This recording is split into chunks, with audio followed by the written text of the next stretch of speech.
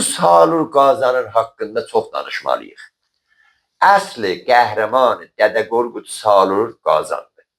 Salur ya Salur ki bu İngilisdə gedib olub solcur. Həmin sərbaz kələməsi türküdən gedibdir.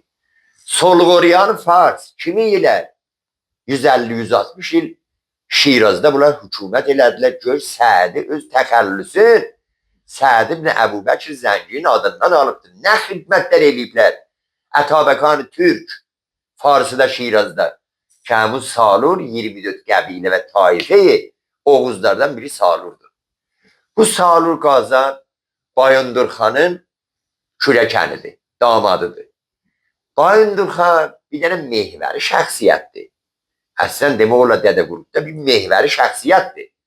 Amma bunun demək olar icrayı, dövləti, işlərin görən, iş bilən kürəkəni, damadı Salur Qazan idi ki, böyük pəhləvan idi özü. Ki bu 13-cü dəstanda tapılıbdır. Salur Qazanın 7 baş əjdaha ilə mübarizəsidir. 61 səfədəki o da tezliklə inşallah cəmaatın əlli yetişər.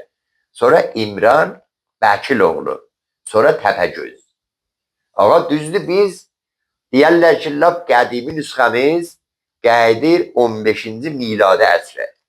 Yəni təqribən 550 il bundan qabaq. Ya bu təzə çıxana deyirlər, təzə kəşf olana. Deyirlər ki, Qırğızistanda çıxıb da, deyirlər ki, bu 14-cü miladi əsrə yetişir yazılması, ha, dəstanlar çoxdanındır.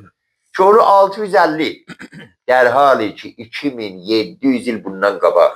Şimdi Homer 760 il miladdan qabaq İlyad Odisəni yazıbdır. Öz əsəri həmasında bu Təpəgöz kələməsindən və həmasəsindən istifadə edibdir. Təpəgözün bir gözü var imkanında.